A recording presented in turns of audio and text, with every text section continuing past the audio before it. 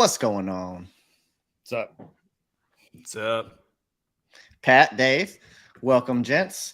Looks like we got Kanan over there in the chat. We haven't seen him in a while. Triple A, how you doing, dude?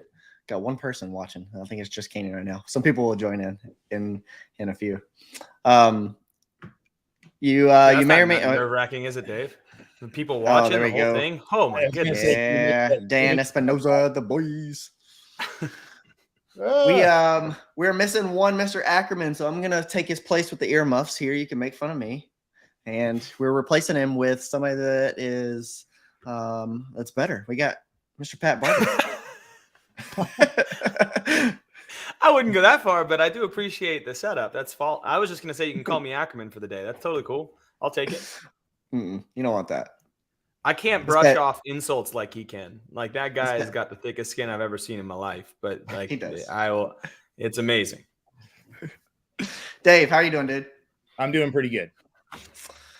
Semis are starting. The West semis are starting. Oh, that's where everybody is right now. Oh, okay. So you'd rather watch people do fast fitness than to watch us give some feedback to coaches and make coaches better. It's just teams today. How interesting could it be? Oh, come on. It's just teams. Pat, did you ever compete on a team? Oh, yeah, once or 4 times. So you know what it's like. Oh man, teams were my jam. Teams my wheelhouse. I can move real fast and then I can rest really hard. And there are a few who rest as hard as I do nor move as fast as I do as the short individual I am. But teams were my wheelhouse for sure. Did you get to compete whenever they changed the team size? I did. A really large team to the smaller team? I've done both. So I did front end when their first were just small teams, and then they did the big team of the 6 teams, and those were super fun. I actually liked the 6-man teams. And then I don't think I went when they went back into the small teams, like the four-person teams.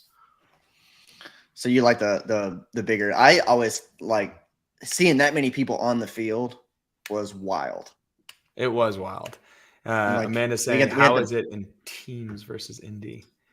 I mean, very different. Like the pain associated with individual stuff is like it's so painful, and you got to be so mentally tough to go in there and throw down with nobody else helping you. Whereas teams inherently have like you're there for other people sort of deal. And I was never the weak link on a team. Like we were always waiting on someone else for team parts, and then when it was solo pieces, I mean, that hurt, but it was always in service to the team, which I don't know. I think fundamentally as a human, that's easier. I get it, man. Mr. Dave, we are here to give you some feedback, and I want to get a couple of things out of the way here first. Number 1. Yes, sir. What's your credential right now? Level 3. Level 3. Are you going for the level 4? Well, that's kind of why I'm here. I just made the decision to start preparing for it. Cool. And so Jason encouraged me as kind of a first step to record a class and get some feedback. Do you have any idea when you want to do it, or is it just like I'm feeling this thing out right now? So it talked about maybe at the end of the year trying to do it. But I really feel like it's just however long it takes me to prepare for it, then that's how long it takes. And when I'm ready, I'm ready. I know that if I took it now, I would fail miserably. So, I mean, I have a feeling that's just his humility speaking. I think he'll be just fine. Let's go ahead. We'll see right now. Yeah. We're going to see a little glimpse. I've heard that it's a very stout test, and I think it should be. And I love the idea of really raising the bar for, your average affiliate coach. And so I'm totally into that. And, we've been working with Affiliate U for a few months, and just the little bit of coaching development I've done with them has been really eye-opening. So I just look forward to, just kind of digging in more. Heck yeah, man. Now, Pat, you already have a level 4, right? I do. Yeah. Now, Ackerman likes to say that his old school level 2 is worth more than the level 4, or is harder than the level 4 is currently. My question to you is, you already have go it. ahead. Are you going to go through the assessment? Are you going to do it? Yeah, I think I will. I mean, I've done a lot of the mock versions of it. So they've been testing the level 4 for probably 5 years now, maybe 6. There was just never enough level 3s to necessitate a level 4. So I've done a bunch of the mock versions of it that they've tried in iteration. So I've done the old level 2 plus a bunch of the level 4 trials. I'm probably 3 or 4 of them now, and gone through all those. So it was a I'll probably go through this new one just because I think it's important to continue to support this. But I like how Jason says that, and the only reason that could even be remotely true is because there was less clarity of what was being asked of you. Like there was less like this is how it's done, and these are great coaches in the community. Look to these, blah blah blah. There was no clarity there. So when you showed up for the old level 2, it was like, I don't know what I'm emulating right now, but let me give this a shot. So I think that's the only way that it's like it could be considered more difficult than what is now. But I think this is equally, as far as a task goes, as difficult. Was the old school level 2 pass or fail? Was it like an assessment? Or not only was it pass or fail. Not only was it pass or fail, it was like trial by gauntlet. Like so you went in, it was like you go in, you've got all these other coaches there. Nobody's ever been reviewed by anyone. And you have these people who are every single, they just go out, they teach a little lecture, go out to a breakout. It's like, all right, now you have 5 minutes to teach the hang clean. Okay. And they just write on their little chalkboard and maybe give you a little bit of advice right on the little clipboard. And they do that back and forth over and over again throughout 2 full days. And you're just movement after movement. You got 6 minutes to teach this. You got 6 minutes to teach that, blah, blah, blah. And then at the end of the weekend, all the coaches come together and they sit in a room together and they evaluate how well you did across the board. And each like kind of subjectively, because there wasn't hard set things just then. And they then draw you into the room one by one and give you a thumbs up or a thumbs down. And you then have to exit the room and go to the rest of the group and be like, I did it. Or, like it was you have to come out with a rose or you don't, right? That's like exactly American Idol style. You came out with your golden ticket or not. Oh man. And you could kind of get the feeling of how you were doing throughout the weekend by like how the type of feedback that they got, and you're like looking at the certain people around you and like, which one of these guys is going to die? It was brutal. I think it had like a 20% pass rate. Like nobody passed it. It was brutal. And the new level 2 is so much better. But yeah, it was not pleasant to say the least. Well, many people now tout, that the level 2 is their favorite seminar. So yeah. I'm glad that I didn't have to go through the gauntlet of that level 2. Yeah. My level 2 was super pleasant. Good. That's as it should be. What's up, guys? Awesome. That was my only trip to the ranch was for the level 2. I made a weekend out of it. Oh, you get to go to the ranch, man. I'm jealous. It was so cool. Aaron asked a question. Let's see what we got, Aaron. I got my CFL 1 a few weeks ago. I was just going to say that's an incredibly handsome photo. That's impressive. I feel inadequate. Yeah.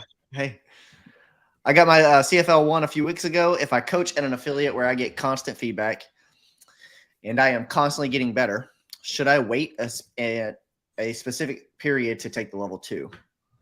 I actually was listening to, maybe it was Castro recently, where he said, like, within probably 3 months of your coaching journey, not like when you get your level 1, but like when you actually start coaching and you're doing it regularly, within 3 months, like you're probably ready to go for that level 2. And the level 2 is just packed full of information and value that you can take away from that.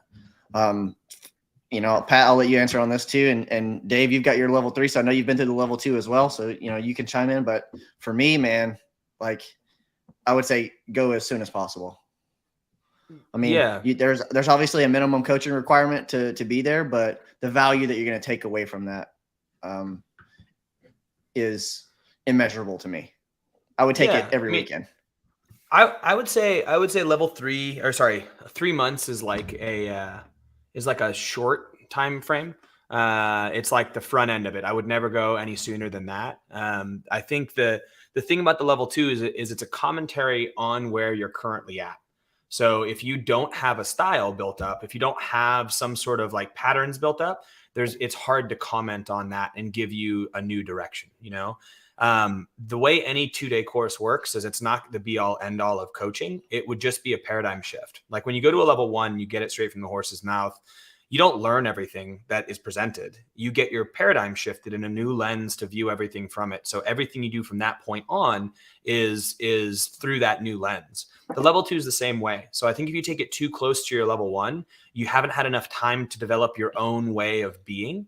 And unless you're just, completely blowing it, like it wouldn't be valuable to take that front end. But if you get an affiliate where you get constant feedback and still feel like you're growing and you're developing your own style, I would say about a year is usually what I suggest, is like spend a year developing your own flow, your own style, examining your stuff, then go there for a new paradigm shift. I think the setting of the level 2 is so awkward because we're asking you to do something fake. Like we're asking you to coach people who already know how to move, and we're asking you to do it in a new setting with a person with a clipboard going like this right behind it. So that's why I'm excited to kind of do Dave right now, because this is in his own home gym. He's got his own flow going. Yeah, it's weird when you turn the camera on, but I think level 2 requires that you have a little bit more depth than just 3 months. That's just my personal opinion. So develop your style. I would say at least like upwards of a year, but anywhere between 3 months and a year would work. But I think the longer you have, the better. Hey, Pat, if you're in an affiliate where you're not getting constant feedback, I know that I kind of came up coaching in an environment where there wasn't really a lot of feedback. We were kind of turned loose and left to learn on our own devices. How would you, use the level 2 if you're a newer coach that feels like they want feedback and they don't know where to get it? Yeah. I'm always a big fan of finding gyms around your area that you can go try out. Even if they're not great coaches, emulating other coaches and what they do well are really important pieces, because you'll notice that the people in your space have a unique flavor due to them just being in your space, right? Yep. So if you go to other gyms and you experience either bad things or good things, you can learn from that and apply it to yourself. So experiencing other coaches is where I would go first and foremost. That being said, that could be the case for an earlier entry into a level 2 to just get some semblance of like, this is what I'm looking for. Like I said before, though, I think the only way to get good at coaching is to coach. You have to go through the motions. You can read all the books, you can take all the courses, but until you're like on the ground fumbling through that process, you're not going to develop the ability to do it. So even if you're not getting guidance, if you yourself are very reflective and seeing what works and paying attention to those things, you should be still improving, even if you're not getting it from your people. That would be my statement on that. But ideally, try other gyms in your area and see what works, see what doesn't, and try to build it into your own style. Yeah, that's great. All right, gents, you ready to get into this class? Yeah, man. Dave, real quick, how many classes are you currently coaching? Like you say, daily. It varies a little bit. I kind of share my part of the schedule with my wife. We both coach, and if one of us has something, the other one will jump in or whatever. But I would say I average like maybe 10 or 12 classes a week. Something. Okay. So not a ton, but a nice. I feel like I coach. I mean, 1 to 2 a day. Yeah. A lot of days with 3. Cool. All right, Pat, I'm going to share yours over to the stream here, and you've got the controls, big dog. All right. So Dave, first off, like my goal is not to sit here and rip you apart. I was joking about that earlier. I was looking forward to all the tears that were coming. Yeah. No tears necessary. I think what I'll do is I haven't done this before. This is I've done it for other people, but not in this live setting with the person watching and whatnot. So what I'll do is I might just pause and mention stuff as I see it. But I think by the end of it, you should have like 1 to 2 tangible takeaways. Like we might talk about 50 things, but I think there'll be like 1 or 2. Usually there's 1 or 2 larger themes that you can just be like, okay, for the next session, try this. I think it's really easy to point out all the little things that happen, But if you try to focus on all of them, you're screwed. It's the same thing when you're own coaching. If you're giving 50 cues, nothing's going to go through. So it's almost like let's walk away from this in the end with like a less is more thing. The general theme, what's going to be the thing you can try for the next session. That's my goal. I don't really know exactly what's going to happen because I haven't watched the video yet. Maybe it'll be perfect. I won't be able to say anything. The golf swing. I like the golf swing practice.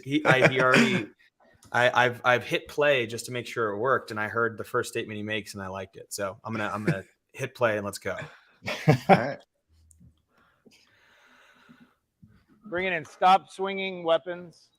Yeah, see, like right there, like so already to me, like you're not. I don't know if you'll continue this way, but the dry humor is my favorite. Like because it's people who tell jokes, you always want to tell jokes like they're not going to work, and like you just say it like it's fact, and you move on. If someone laughs, then someone laughs. If they don't, they don't. So I appreciate your demeanor. Right? It was a great follow through. Standing right next to you.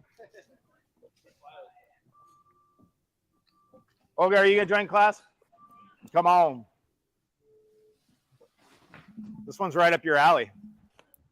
So already from the very beginning, like engaging with the people, knowing their names, and like waiting for everyone to get there, and like it's clear that you're the leader of this class, and that's something I'll often have to comment on. Is like people will be talking and they'll start in and they'll just keep kind of going. So I like this. This is a great patterning for me. So many other better costumes before though, Dave. I think it's so many other better costumes though. All right. Is that I thought that was a dig at Olga. I was like, I don't quite understand why. Oh, are you? Have you watched this through yet, Dave? I have not. I hate watching this. Dude, awesome. It's so hard. It's so hard. So I love the fact that you have to do it live in front of like a bunch of people. Cody, is it okay if I skip through some little pieces here? Yeah, I gave you the timestamps there, so wherever you need to skip through is fine. Okay, I didn't read what you said, so it's fine. Okay, heavy day today. So we're just weightlifting. We're gonna do a heavy complex. So the complex is 7 sets, and we want to build to something maximal by the end of 1 power clean from the ground, 1 hang power clean, and 1 jerk. Easy enough? So power clean from the ground, back to your hip, and then a jerk overhead. So I know in the level 1 and the level 2, we tend to say like when you're briefing something, you can show it. That being said, like I think it's almost, unless it's like truly unique, like you don't need to take all the time to show it in the front of class. Other than you could, because you're going to have to reteach it by the time you get there, right? Yep. So the only thing that you're doing here is that you're not teaching mechanics. You're just giving them a sense of security. You're being like, here's generally what we're going to do. And it's, what is it? A power clean. What was it? Power clean, hang clean, and a jerk. This is a cap workout.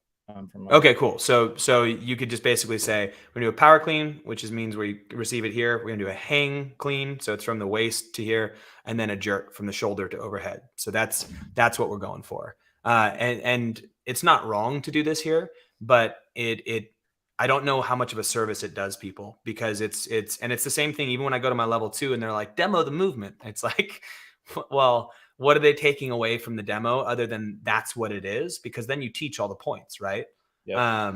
So think about it and see if it fits within your own space of whether or not it's like, I need to demo every time, or this is just wasted time in class of like, I'm going to teach them this whole thing anyway. So I think if it's truly unique, like today we're doing devil's press, and you don't do that often, like that's going to look like this, just so you know. It's not, Satan's not actually coming in here. It's actually just going to look like this. So like if unless it's truly unique, I don't think you need to do the full demo, but that's up to you.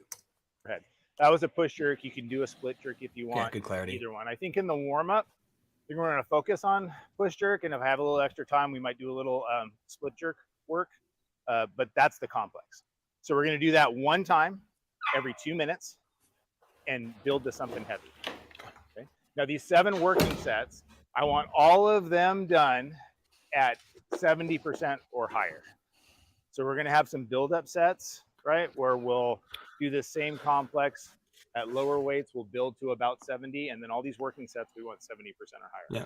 Okay. And I would also just kind of give a caveat. Like, I don't know if maybe your gym does a lot of percentage work, but I think it's easy to just throw in a line. Like, if you don't know what that percentage is, just generally something that we feel like we could do X amount of reps with, or whatever it is, the type of day.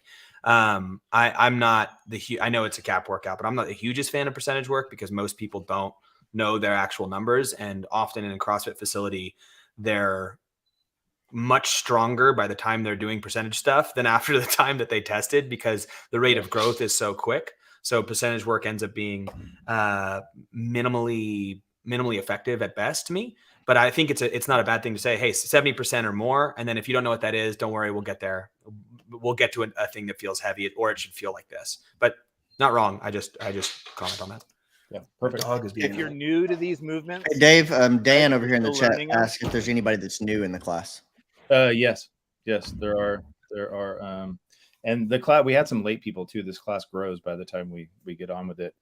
But the girl in the gray t-shirt in the right corner is brand new. Okay. So it's her second class, and she's 14. Doesn't look like it, but she's 14. Wow. And then there's another guy on the other side that's really new as well. Cool. So maybe the demo was correct then. The demo for those people. By the end of class, I think we have 3 more that are pretty new. Cool. Yeah. So maybe that was your reason behind the demo. Love it. It was, and I don't always demo at the beginning because I do kind of feel like I'd rather just get people moving. But totally. I don't know. I don't have a clear reason why I did it that day. Got it. Thank you, Mr. Eaton. I appreciate your $5. We're not going to worry about how much weight's on the bar. We're not going to worry about going heavy. We'll just have practice time, and we'll try to learn and get better and learn. That all make sense? Yeah. Sound good? Yep. And if you're feeling so, I like what you're doing. So when you're talking, you're clearly looking people in the eye, and you're scanning the group. I think a lot of the times we fail to look at how our words are impacting the people who are in front of us. But it's clear that, like, you're saying, does that make sense? And you're not just leaving it to have someone raise their hand and be like, no, I'm the idiot who doesn't understand. You're actually looking at their eyes and being like, does that make sense? And you're seeing the nods, and then maybe you'll get to the person who's just blank stare, and you're like, okay, mental note, I'll stay there. So good job at staying connected with them. Risky, you can max out. Like, if I know Manny, you got a sore back. If your back's sore, to know your people. Like, do whatever feels good. Hopefully, we'll get you good and warm. It's hot today, so everybody will be feeling good. Way to know your people. Ready to go? Ready to go? All right. So where's my warm-up's going to be? We're going to do 2 separate 5-minute AMRAPs. We're going to flow right into the second one. First AMRAP. You're going to go 5 cals on the erg of your choice. We got a couple bikes. We got some rowers. We got ski ergs. You pick. Just have a kettlebell right in front of whatever erg you're on. Okay. And then we're going to go 10 kettlebell deadlifts. Right, down to the ground. And then reset and 10 kettlebell swings. It's a huge kettlebell. Cool. So grab a light kettlebell, light to moderate maybe. Yeah. Pick an erg. That's two poop. Nobody knows just how jacked you are. I'll go over that when we get there. So light to moderate. I love the fact that you didn't go over the second AMRAP now, because they will forget it by the time they got there. So it's good. Cool. I have a little music playing. Okay, we'll see how long. Okay, so that looks like they all chose pretty light Was loads. that 30? That one's good. Yeah, that's good. So another way of doing exactly what you just did, and I think I've given this feedback to a number of people recently when I've gone over their stuff, is you could literally, instead of teaching them the AMRAP right there, you could say, hey, everybody, go ahead and grab a light kettlebell and head over to an erg of your choice. And then they grab a kettlebell, they go over the erg of their choice. Everybody stand in front of your erg, and then we're going to do some kettlebell deadlifts. Set your positioning up, drop your butt, lift your chest, do a couple deadlifts. So then they're learning a movement, and then you have an eyes on them while they're going. I don't know what's going to happen here. And then, okay, now we're going to try a couple kettlebell swings. So remember, let it swing between your legs, squeeze your butt, let it pop up to about a Russian style, and do a couple there, make a couple adjustments, and be like, okay, so that's what we're going to do is we're going to cycle between deadlift, kettlebell swing, and row, and we're just going to go 5-minute AMRAP at that. So that way, rather than doing it in front of the big group and having them get it and go over there and maybe forget, they're actually doing it as you're first running through. It's not wrong to do it the way you did it, but this could be more efficient for getting them to remember what it is, and you get some eyes on them when they're first ones. So up to you. This is something that we talk about regularly too on the show, is just being a little bit more in control of the class. You know, like if I do say, hey, grab a kettlebell, go find your machine, I know exactly that those people are going to hit right where they're going to be, right where they need to be. And then I can actually teach them a couple of things too. So you just get more, like you said, more opportunities to provide those cues and to teach them. I mean, you're not doing any kettlebell swings in this workout today, but that still doesn't mean it's for naught. Yeah. Yeah. Aaron asked, I see you warm them up with 2 AMRAPs. Is that better than ramp method? Ramp method being like EMOM that increases 1, 2, 3, 4 sort of deal. What's he referencing? I don't know. I don't know what the ramp method is. I'm just going to assume that it's, you know, if we're doing power clean, hang power clean, jerk, that it would just be, let's do that with a PVC pipe, and then with an empty barbell, and then with a lightweight, and then with a heavier weight, and then with, all right, now I'm at training weight, and we go from there.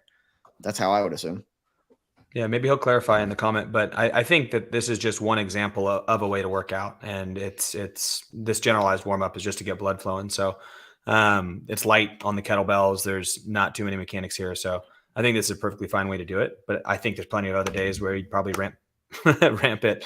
I love doing like ramped up EMOMs or like death buys to warm up. We're gonna do a push up death buy. We're gonna do a burpee death buy every 30 seconds. We're adding one, or we're doing liners and it just kind of gets you into the flow of moving right away, or calories on the minute, things like that. So I don't know, many different ways.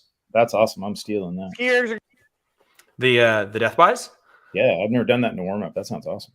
Oh, they're super fun because people are like, "Oh, this is so great! I just one every minute or one every 30 seconds," and then all of a sudden they're like sweating bullets by like 3 minutes in. So yeah, that's great. That's right, Dan. Burpee death by. Skiers are great. Bikes are great.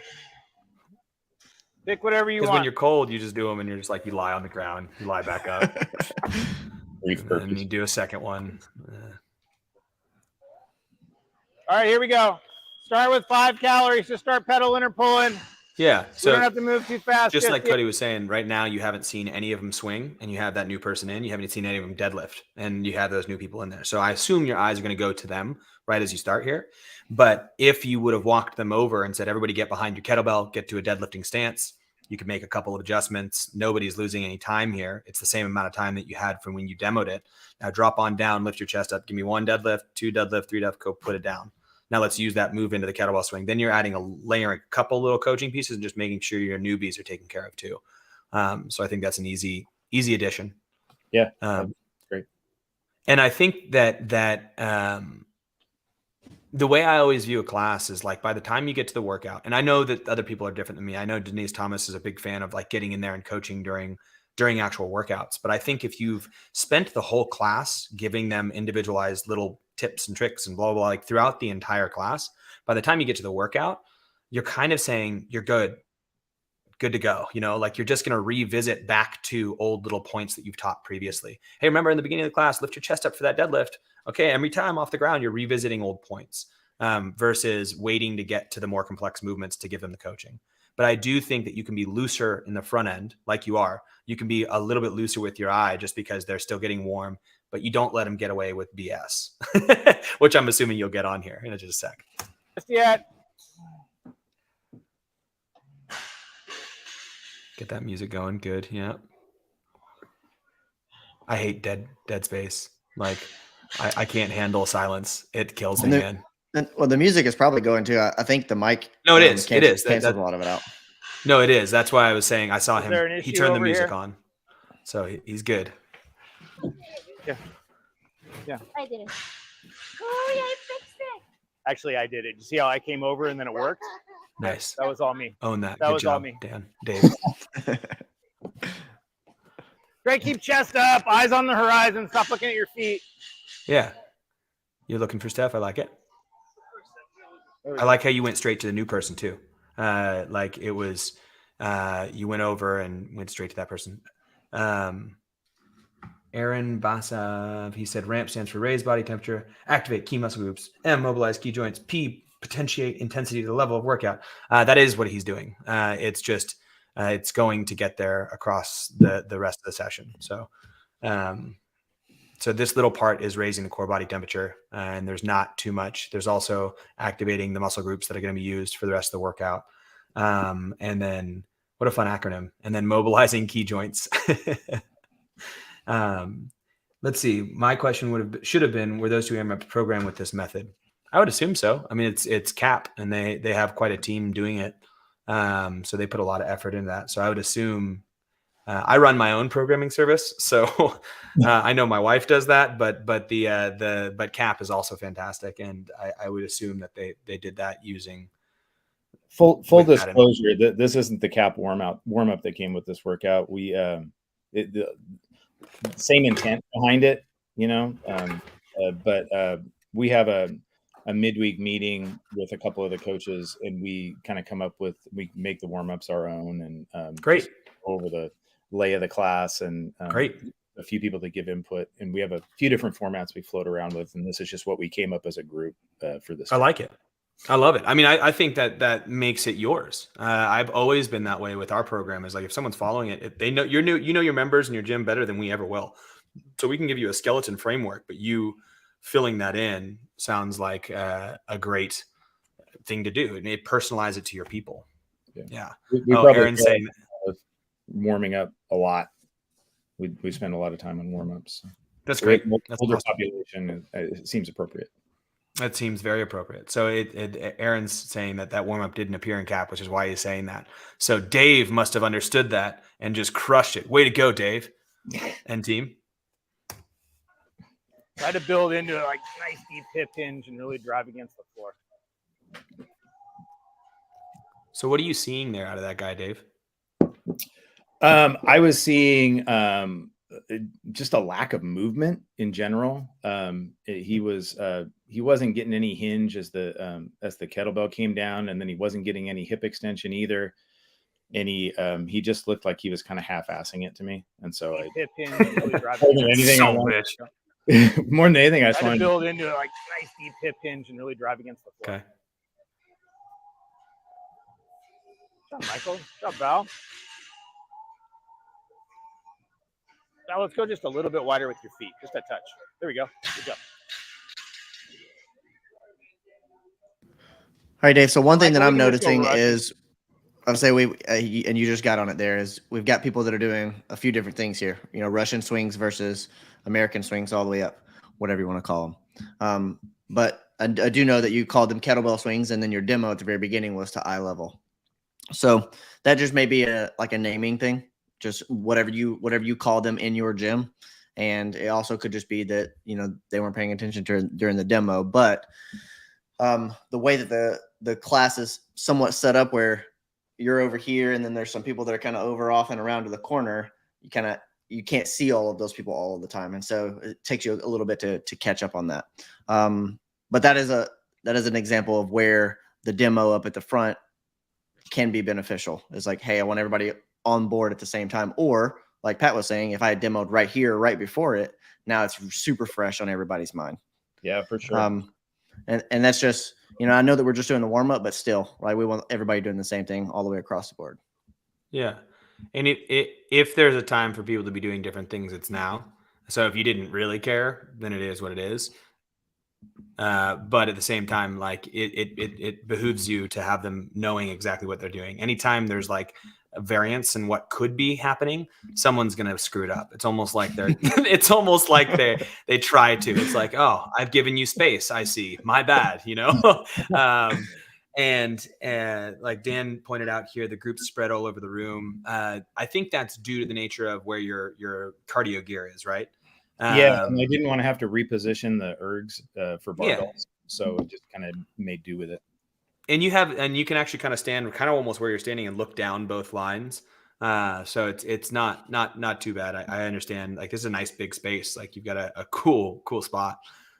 So yeah, this is what I'm saying, Cody. We're 5 minutes 21 seconds in to a 51-minute thing. So I we can skip ahead. It's this general warm up goes all the way to the 15-minute mark.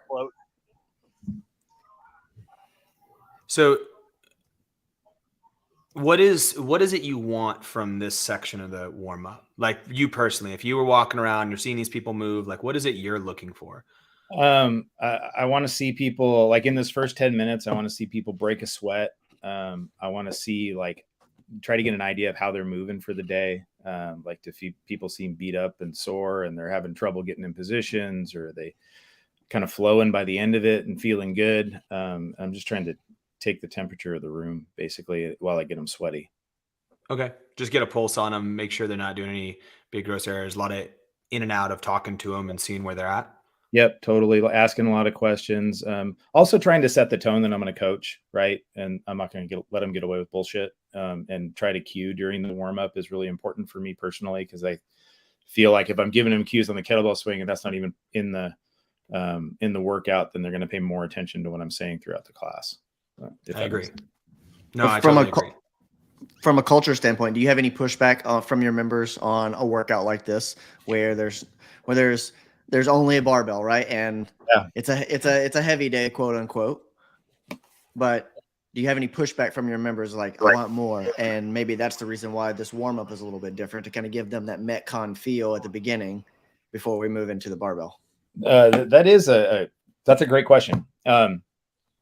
We always warm up like this. So we always do something where they're going to get sweaty and they're going to move for 10 or 12 minutes. That's kind of a standard. It takes different forms a lot. Like we'll do EMOMs, we'll do stuff that's just coach directed, that's a little looser. We'll do AMRAPs like this, what we're doing. But we always try to get them moving for, 10 or 12 minutes. That's one of our goals. We have had some heavy days are new for us. We didn't program them for a long, long time.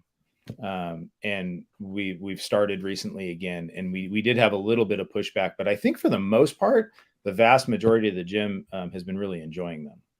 You do like a monostructural day and you do a heavy day, right? And half the gym is upset both times, right? Great.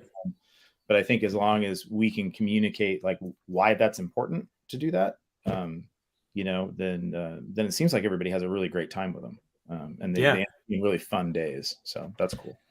They do, because they're often really not fun to do alone. Like a true heavy day to do alone is not that fun unless you're a psycho. And then like a true, monostructural day is like you can go run, but it's so much more fun to do with a group of people. It's like I think it's hard culturally to shift, but it's cool to see that you guys are giving that a shot. I love your engagement with your people so far and your care over them. Like that's what you're doing when you create these kinds of things. And I'm a big fan of just like right into the 12-minute, we're moving and we're getting the blood flowing. Like I've always thought that like, if you look at, this steady state work, the zone 2 stuff that people talk about is like, oftentimes we don't have individual workout days that are like that. But if you can make the rest of the session feel like they're moving nonstop until they get to their workout, then you've kind of built that in. Like they're not outputting so hard that they're dying, but they're just like steady moving and transition and flow from one thing to the next, to the next, to the next. It's not like this start, stop, chunky thing. And it helps with that overall feel, like you were saying. It's not a Metcon, but it's no. Well, one thing that's really helped us is we've gone to using a clock when we get to the working sets so that everybody is lifting at the same time. I think the members like it better. And also it makes it easier for the coach because like we know when someone's going to lift, we can turn around and look and pay attention. And we tried a couple of classes where it was a little less structured, like, hey, we're going to take 20 minutes and build to a heavy. And that for us didn't work nearly as well. Yeah, a little bit of chaos, little bit of like, this person's done, it's 10 minutes in, and this person's hasn't even hit their first set, and you're like, oh no, like I've blown it as a coach. So I'm a fan of what you're saying. Just that structure of like, okay, we're gonna lift on the minute on the 4-minute mark for whatever it is, and I think that's a wonderful way to do it. And I think it also forces community times, where basically it people, I think, who don't do true heavy days lack a huge opportunity to just build community, because that time where they're like under a heavy load, being watched by their partner, maybe spotted by their partner, and then just shooting the shit in between where they're getting gear, like that's fantastic. And you can check in on such a deep level compared to a Metcon or another thing like that. So it's a cool, I love those. So let's watch where you go. There we go. And on your next set of those, I want you to really think about bending from the waist and getting a hinge. Okay? You can go back on the rower. I didn't mean to make you do more. Yeah, there you go. He's just trying to get his Don't hamstrings warm up your butt. Exactly. Okay. Because you can do an upright kettlebell swing and it's still correct. Olga, how are you feeling? But it's just 100%. Yeah, I just wanted him to warm his Squirrel? hamstrings. Great. Getting better. Ideally, we're going to use them when Yeah. we get to the bar. Days better. okay. This is just a general soreness. Yeah. Just a general soreness. Yeah. So Niyama, I heard you were really sore. Yeah. Yeah? It's like I'm fine now. Good checking Those with pistols people. got you, didn't they? Yeah. We talked about needing like That's some single the leg guy who mobility you stuff, wasn't right? working hard enough is So I working think harder that's now. all good. I feel stronger though, so it's like Oh, well, that's good. it's not like it like didn't work. Yeah. I wish I got some fun that fast. I know, right? One workout and all of a sudden you have all these gains. So far, it only looks like that 14-year-old is the one who Yeah, but when you go down to the ground, I want you to doesn't drag quite. your knees out. There you got her Yeah, with the tell me, knees, force my hand. right as I'm saying it. Good job. Dave, where's your gym at? Wilsonville, Oregon, just south of Portland. South of Now she's Portland. all over the place. Matt She's in the going. chat was asking. There we go, Michael. That's better. There she goes. She's figuring it out. She's doing quite a squat. Yeah. Let's see what you do to her. Manny, is your hip thing flaring up again, you think, or are you just a little worn out from the week? No, I can just feel it now all the time. Yeah. So she was like just really controlling the kettlebell. Like you could have her, hey, not as low on the squat, use those legs to pop it up, things along those lines, but it wasn't by any means injurious. I think one of those things is you had just talked to her, so you didn't want to then dig back in, you know, and I think, and I could see that in you, like you don't want to make it so this is all about her. And the way I've always made a hierarchy in my head is like, first and foremost, are they safe? Secondly, are they doing the range of motion properly? And we have to hit those 2 points, and then we can go about efficiency. So what she was doing was inefficient. It was still safe. It was still hitting the range of motion of what you asked for because it's a warm up and you didn't need it. So you're in all your right to just be like, I'm going to let her just kind of keep moving so I don't stop her here. So just note that I see that. You will see me struggle with that throughout the class. That's something that I really I think about a lot. Like when I have someone brand new, especially if they're showing signs of frustration, like how much instruction to give and how much to, let them get some practice in and try. And just something that's always like, I always struggle with it. And, I don't know, you can tell me, I don't know how I did with her, like when she gets a barbell in her hand. And use that as a guide. Yeah. Are they safe? Then you can, and then are they hitting the range of motion standard? And then you can like start working efficiency pieces. And if they're getting both those and things are starting to feel tense, you can be like, love what I'm seeing here. Okay. But we're going to try some more stuff, but just move on for a little bit. And it looks like you did it there. So let's see what happens as the class goes on. Mess it up. Here, let me skip past this part. You said 15. Okay. Yeah, 15 just starts the seeing if specific you, warm like, up. bad again, or like where you were at.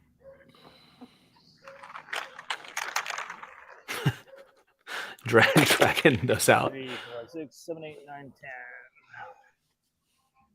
And I put it in the private chat for you too, so you've got to. I'm not going to look at anything you send me. That's fine. But I appreciate you trying to help me. I'm trying to be like Jason, okay? Like, If you want to be like Jason, you just have to stare at All right, grab anywhere. your PVC and I want you to make but a the circle screen. around me. Circle up, circle up. that's Come on, what I come see right here. in our calls. And he's like, Thank you. Thank you.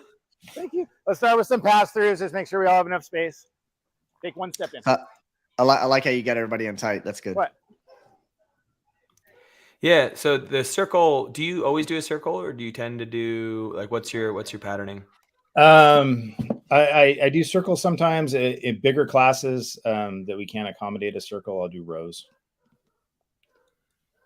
Okay. Like longer rows where I can watch 2 or 3 at a time, depending. Yeah. Which one do you like? I mean, it's up to you. I mean, I'm a fan of rows just personally. I've always coached in gyms that have space like this, and it's just easier for me to see and direct everyone. I don't ever turn my back to people, but I like rows. Circles tend to be a little awkward, and I only do them because I do them at level 1s. But they also take up an odd amount of space, like they're like, you got a couple people and you're like, this whole gym's full. So they're a hard one to navigate, but I have like really having that amount. I used to, like, for years, I let people stand wherever they wanted. And just recently I've tried to have a little more control over the class. And I would say that I'm still experimenting with like different shapes and what works best for me, for sure. I think the main thing is if you ever position yourself so that you can only see one person, it's wrong. right? Like you should be able to, you should be able to see, 2 to 3 to maybe even 5, right? Just depending on where you're positioned. So if you're, your point of view is I've got one athlete in my point of view, then I need to position myself differently so that this dynamic and that static over there, and I can see multiple people. Yeah. Like it? Don't like it? I do like it. Yeah. You watch Ted Lasso? Who? Ted Lasso. No, sorry, I'm not that cool. You should definitely watch Ted Lasso, Dave. Is that really? Come on, man. It's Okay, it's really so we're good. gonna start warming. Answering these. Especially as a That's where coach. That's where this mustache Like- came from. As a coach, it's one of those things, Dave, where you start watching, because people told me to watch it. I'm like, screw you, I don't like football and I don't really care about the British humor. And then I went in just watching it, and like my mind was blown by his ability to coach. And you started to see the underpinnings of how he was running this group. It's really good.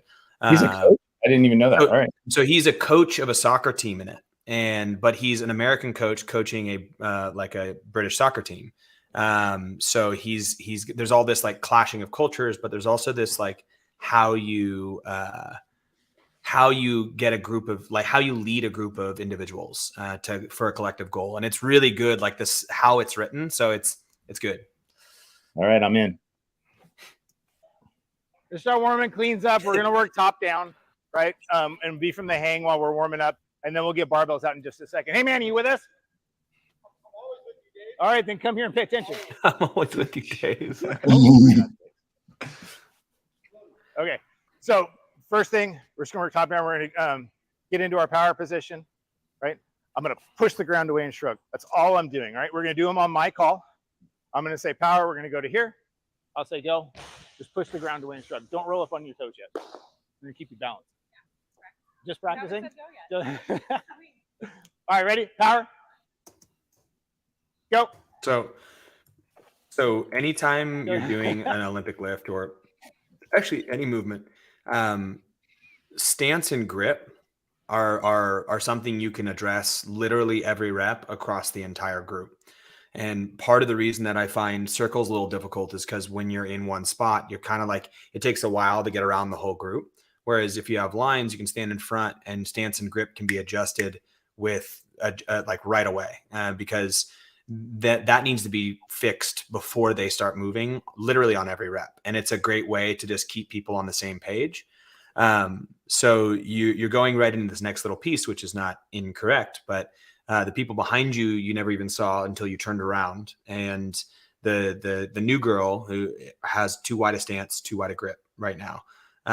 So what I would do is, before you said go, it'd be set up, and then quickly glance at everyone's feet, glance at everyone's hands, just like Matt's saying there, and then go, okay, adjust your feet a little bit, hands in a little narrower, lean back a little bit in the back of the foot. Okay, ready? Now we're going to do the dip, drive, shrug, whatever it is. And then you kind of go into the next one. But you can have that pattern of like, let me just glance at the stance, glance at the grip every single time. Because it's hard to do it correctly from the incorrect stance and grip.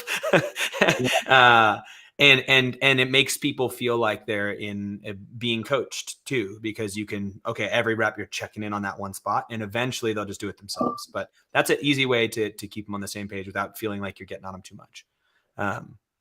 The way I like to do it is like, I like to develop such a rapport with my athletes that they can hear me addressing their stance and grip before I actually do it. So if I look at them, all of a sudden they're like, and then they adjust their stance and grip to the correct one, because they've heard it so many times that, like, damn it, I should do this on my own. So then you find yourself having to say it less.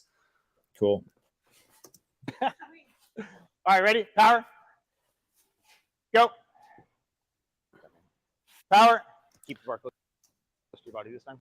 So yeah, you're right. You're right there with them. And you can see one person, but in these static pieces, you can make adjustments around the whole group. So like just like we were talking about before with the static versus the dynamic, you can only do dynamic against one person really, unless you're like really talented and you're what's his name?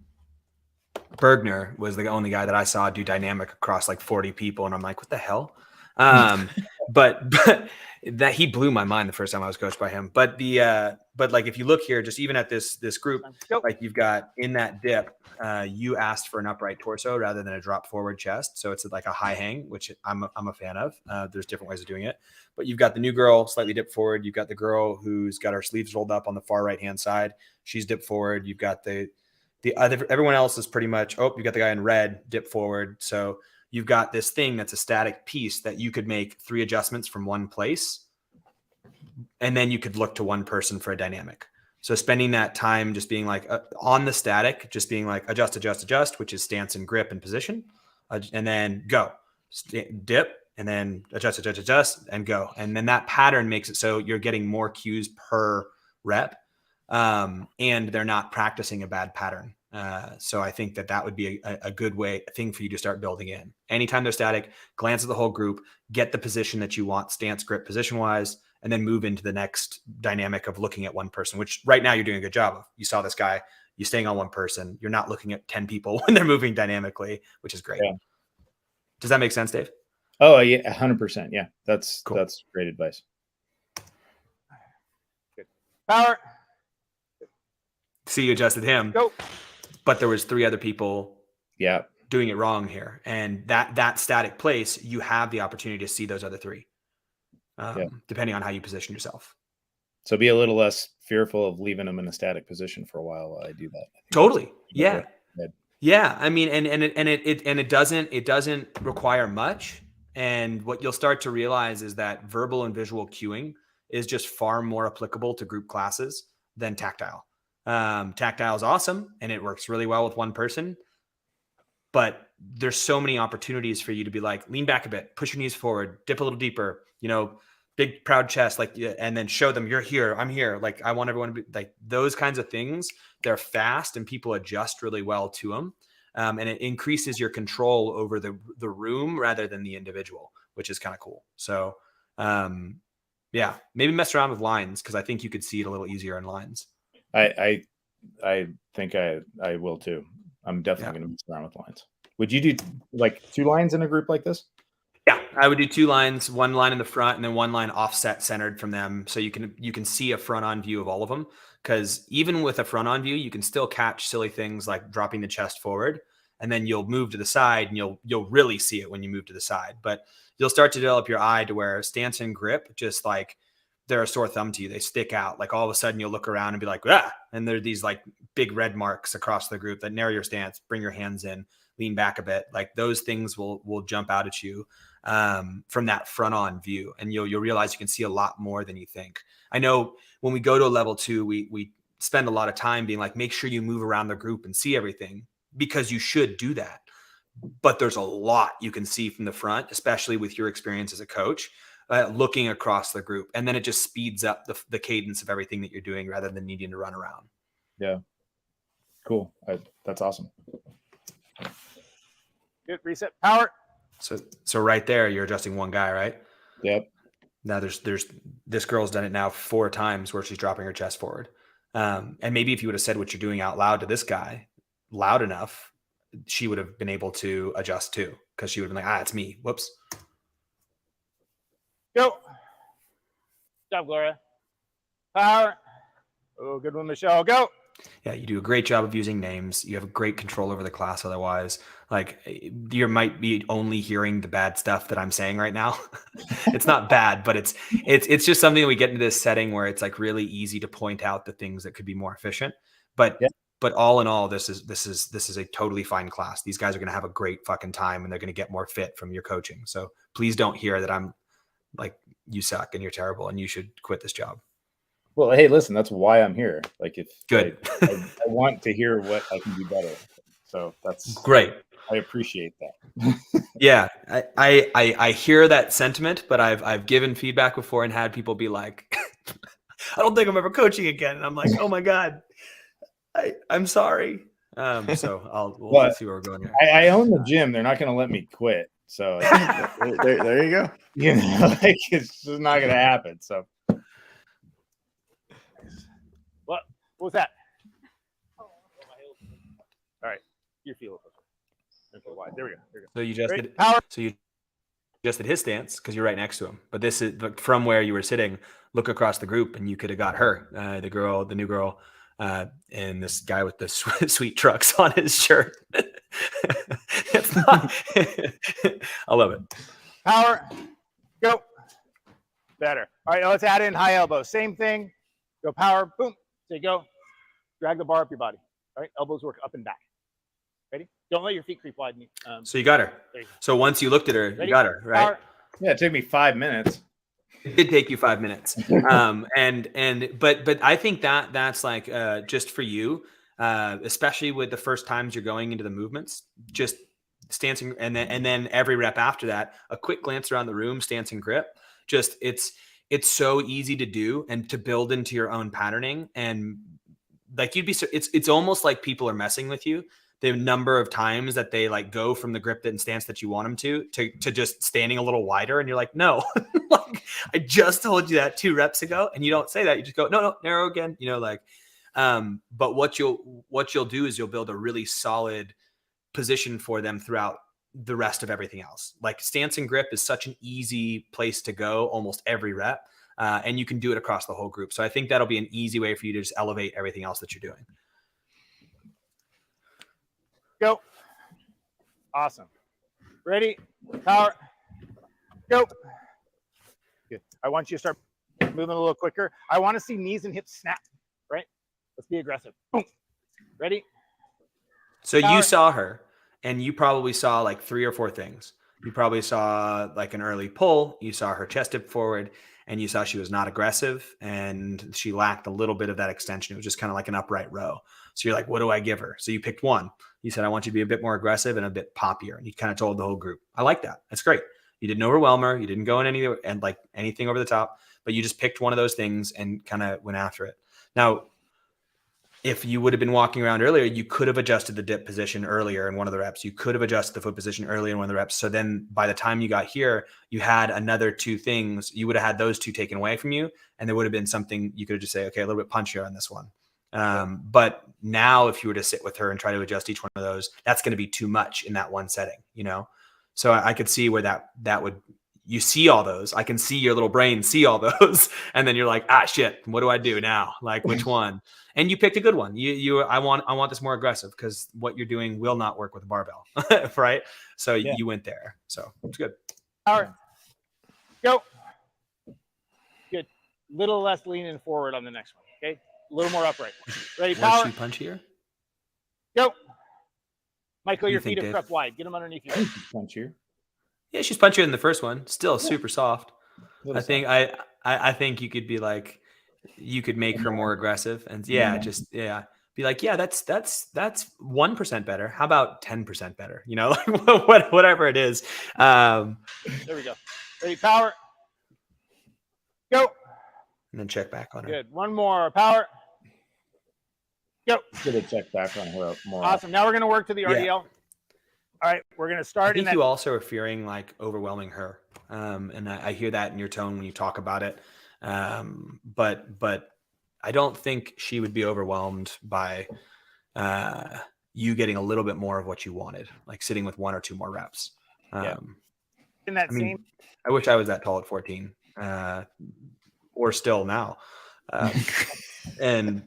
But being that young would be intimidating. So I appreciate your sensitivity to the position that she's in.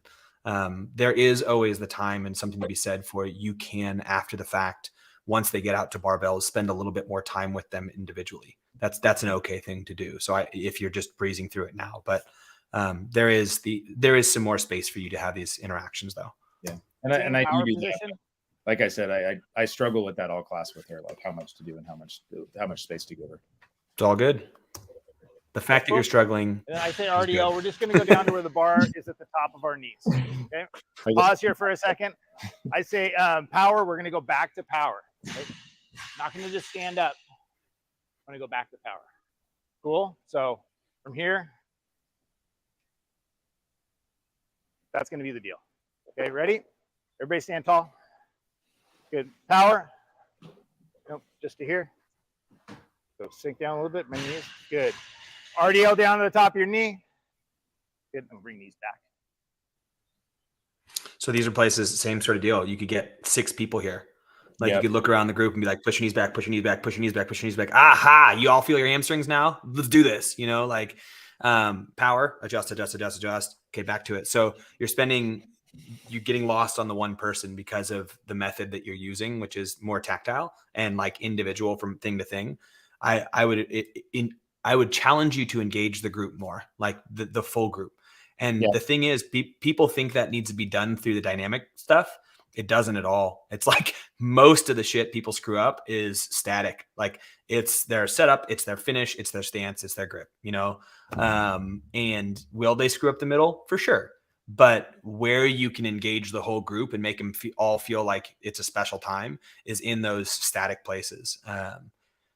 And it'll be slow at first and a little clunky where people will be holding positions a little too long. But eventually it'll be just really quick. Like you're adjusting, and most people respond to the same kind of verbal and visual cues. That's going to be probably my biggest challenge to you, is to try that. I want to see like in and out of these positions, like you push your knees back, you do this, like you should be like 3 or 4 cues per rep in these static places from one standing place. And then do that almost every time until you're getting exactly what you want on those setups and finishes.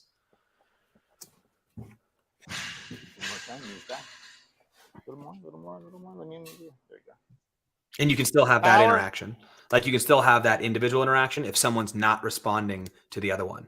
Yeah. The way I always viewed it is, it's like, and I've said this on many podcasts, but it's like, it's the same way I view parenting. It's like least force necessary in order to get the thing that you need done.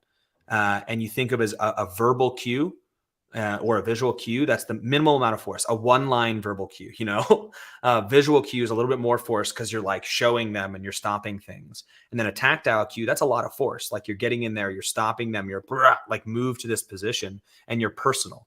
So if you can think least force necessary to get them to do it first, and if they don't respond to that, then you move to the next step. If you don't respond to that, you move to the next step. If you develop that patterning a bit more, I think you can hit more per group, per rep. Yeah, that's awesome. I get the parent back to power, right? Knees have. What? I said I get the parent analogy. That landed with me. It's a good one. It's not mine. I think that's like now I'm yelling when I get tactile. Okay, now I'm yelling at you. Totally. Yeah, you're like you're like I'm gonna say it really calmly first, and then like, I'm gonna explain it to you second, and now I have to yell. Oh gosh. Okay, cool.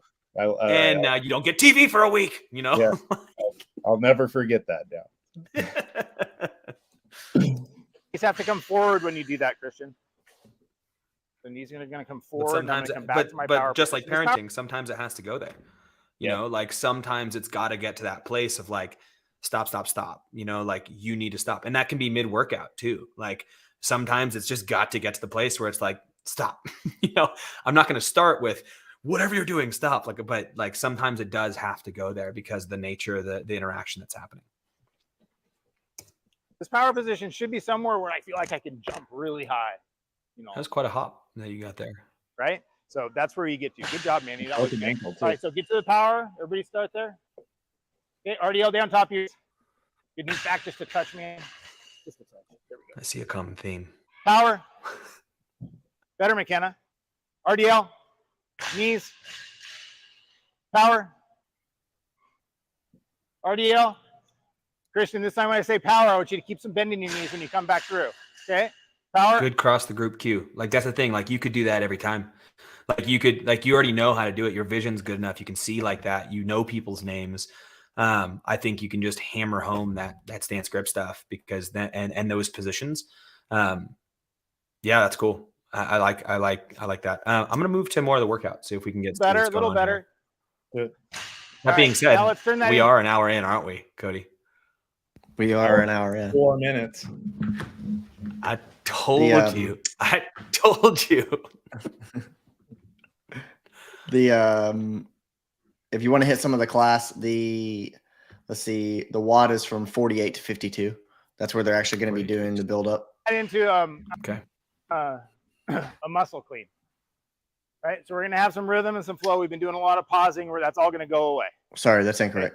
34 to 30, 34 to 48. Okay. Everybody get that? I'll say go. No redip.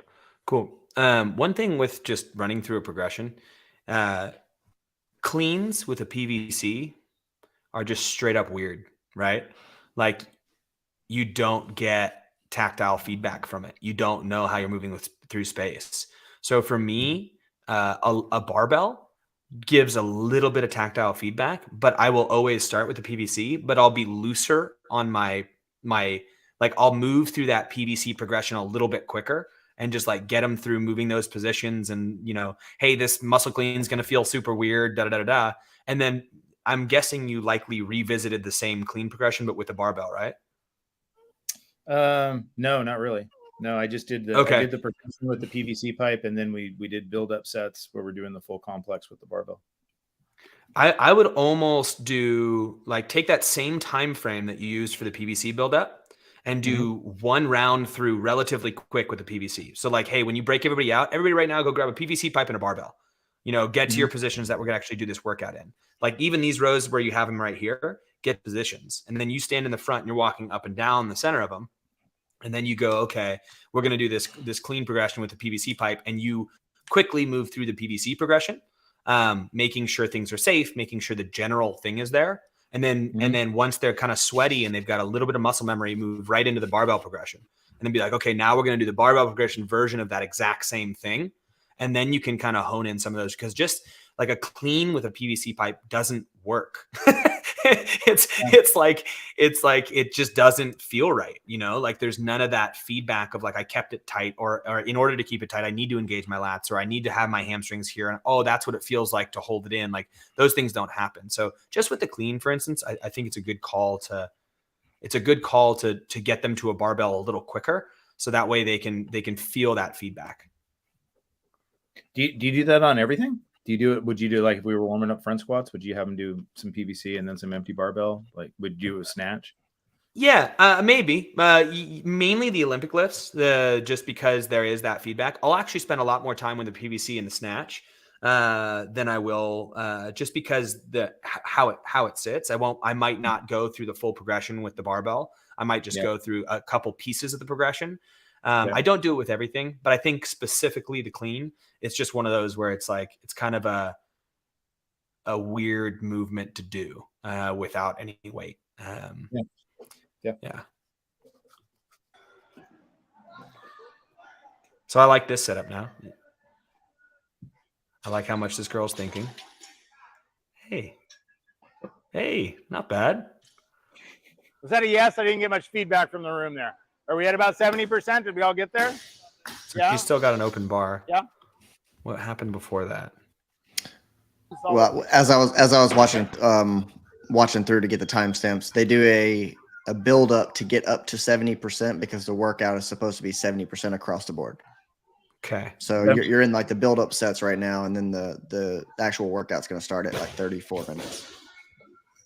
Okay, so she wants guidance. You can see her. But how much do you give her? I get that. And yeah. And talk to me, Dave. No,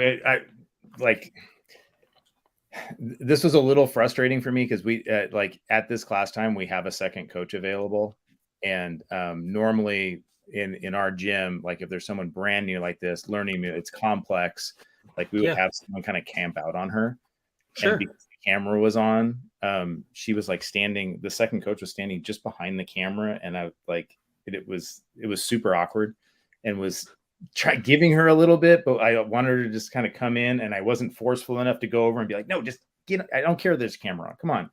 And like that was like, it was frustration was pouring out of me because that was a missed opportunity for me. Like that was good part of that class. It's all good. I all in all, I think like these people are getting a great class. Like there's nothing that can be said about that. Like they came in, they got some movement in, they had a great class. Your demeanor is awesome. It's not like anyone had a bad time. Could it be better? Sure. Yeah. But I wouldn't be too frustrated with it all. Honestly, I think she too probably got a great class and was like, wow, this was overwhelming, but she's going to keep coming back and probably be great. Yeah, she's come back like every day. She's hooked. And like 2 days later, she came to me and she goes, I think I got that jerk thing. Isn't that awesome? Yeah, she's like, I think I got it. I'm like, were you practicing? She's like, yeah. Yeah, it's the best. That's awesome. Well, I think that means you like gave her space to kind of do that. So that's cool, man. Like, Yeah. So think about like tossing the bar up in the air with your legs. Okay. So I'm really being explosive and driving hard, tossing the bar up in the air and then catching it in that front rack position. Okay. So again, kind of wide stance, kind of wide grip. The Yeah, wide stance is going to make it hard in the bottom position to keep the knees out. It's also going to make it hard to take a grip that's narrow enough to keep the elbows through. So, and then, yeah. So was this a high hang or was this a hang or what was this? No, it was supposed to be from the ground. I wouldn't say that. And she got really frustrated when I tried to transition her to the ground. So I said, hey, let's just go back to the hang. You were doing really well. With that. Let's get some prep. Let's get some reps in just with the hang. So I just was beautiful and complexity for her. Great. And I think you could even take it further back into a high hang. So rather than, okay, we're going to take it down to the top of the knee, literally just hold it at your waist. We're going to jump and land with it on the shoulder. That's it. Yeah. Okay. So put it in your waist, even more simple than what you were saying. Like we're going to hold it here. We're going to jump and land with it on the shoulder. Ready? Show me a jump and land. Okay. Now do the same thing and land with it on the shoulder. Okay, great. Now let's do that, but a little bit faster elbows. So jump and land with it on the shoulder, a little bit faster elbows. Cool. That's their first movement. High hang power clean, and you'll do 2 of those and then you'll put it on your shoulders and then we're going to do a jerk. Now you're just going to jump and land with it overhead. Okay. And then great. So it's a jump and land to it on the shoulder, jump and land with it overhead. And then between those, you can adjust her stance and grip and things like that. But I wouldn't have taken it any more complex than that. I think that especially in the setting of she's brand new and she's in a group of experienced people, just be there with her. So you did a great job removing some of the complexity, but I would urge you to be like, maybe there's even more complexity I could remove here and make this even easier for her. So all she has to think is jump, land on shoulder, jump, land overhead and move there. That's great. Yeah, because I think it's easy to be like, okay, I took it one step back. I've done my job. But I think if that's still not looking how you want it to look, you could be like, I'm going to take it 2 steps back. I'm going to take it 3 steps back. I'm going to make this cool. You're going to do a muscle clean. You're going to do a deadlift. You can take it as far back as you need to until you're getting what you want to see. Yeah. And you make that point in the moment. Say, what do I want from this? And go from there. Yeah.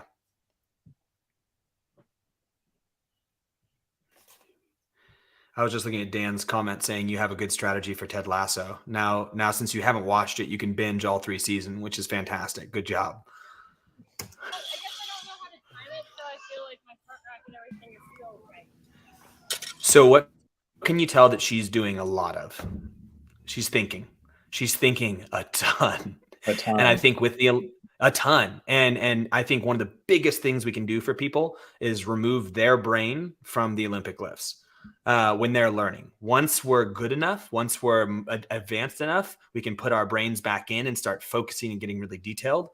But the bigger and dumber the things that she's thinking is, the better in the beginning. So, hey, think less, think less, think less. Okay, just jump. Think less, jump. Okay, jump again, jump again. Now jump and land with it on your shoulders. Great. Now do that, but then faster elbows. So all you're thinking, jump, fast elbows, jump, fast elbows. Great. And then, okay, jump, punch. So saying these words that are really simple and easy to articulate and easy to visualize. When someone's struggling like this, our goal is to pull them out, to get them out of their head and just be like, stop thinking, which you'll find is a really common theme. Even for advanced athletes, that's the number one reason they start getting weird is they're thinking about the wrong thing or too much, whatever it is. So that's what I would give you on another front, which is just simplify as much as you can for people on the complex days. That does make sense. Let's see a set. That does make sense. Yeah, 1 from the ground. You can't see the girl I'm talking to. She's hidden. Do the whole complex. Also doing a muscle clean. So, McKenna, not that far off, right? I think what you benefit from today is just really concentrating on pushing the ground away hard with your feet, hard and fast with your feet. You need to be more aggressive. Right? I like it. Just like how quickly can you push the earth away? Exactly. Yeah, that was the best one she did. The little demo that of those 3, and then right when she did it with no load, that was the best one that she did. Good. Yep. That, I was just telling Niana, right? I like to think about like tossing the bar up in the air with my legs and then catching. Make sense? Kinda, sorta.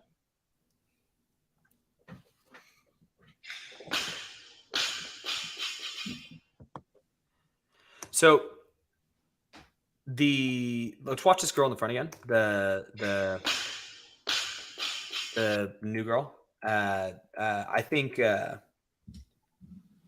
don't be afraid to occasionally add a little bit of load more. Like hey, we have 5s. We have these big plastic 5s. You're gonna put these on the side. Let's see what this feels like. Because even now you can tell this is beneath her strength level.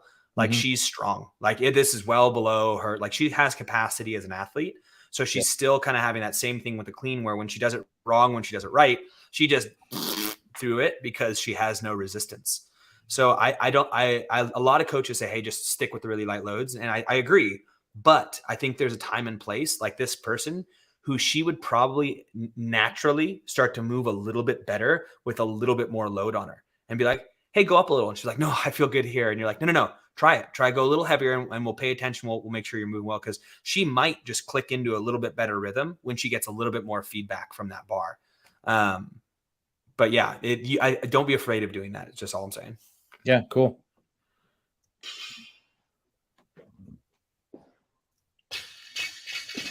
Hey, I don't think we should overwhelm you with any more. In all honesty, I think we had a lot of stuff to say and a lot of just kind of general good conversation around it. But I think the big thing for you is use those in your warm-ups, in your workouts, and those pieces. Use those times where they're static to get exactly what you want from a stance and grip. You develop an eye where it's like, I'm going to scan the group.